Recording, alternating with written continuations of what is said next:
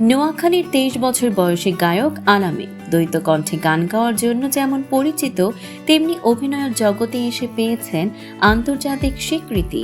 নাম ভূমিকায় অভিনয় করেছেন স্বল্পদৈর্ঘ্য চলচ্চিত্র আলিতে, যেটি কান চলচ্চিত্র উৎসবে পেয়েছে বিশেষ মর্যাদা।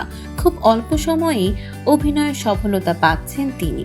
এদিকে বর্তমানে আছেন দক্ষিণ কোরিয়ায় একটি গানের অনুষ্ঠানে অংশ নিতে।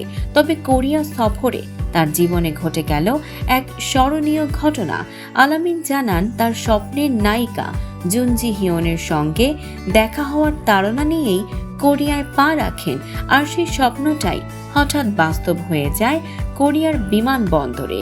তার ভাষায়, বিমানবন্দরে প্রবেশের সময় দেখি নায়িকা জুন জি হিয়ন সেখানে, চারপাশে পুলিশ প্রটোকল, সবাই ছবি তুলতে ব্যস্ত।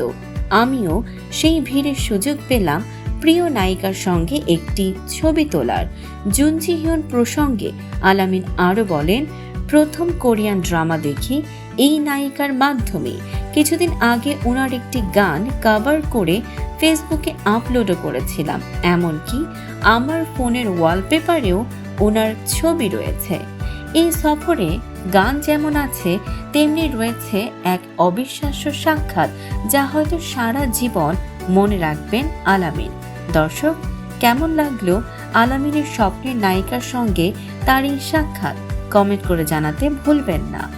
দর্শক, এমনই সব চমকপ্রদ খবর পেতে ফলো করুন আমাদের ফেসবুক পেজ CB24 TV এবং সাবস্ক্রাইব করুন YouTube channel CB24 TV official.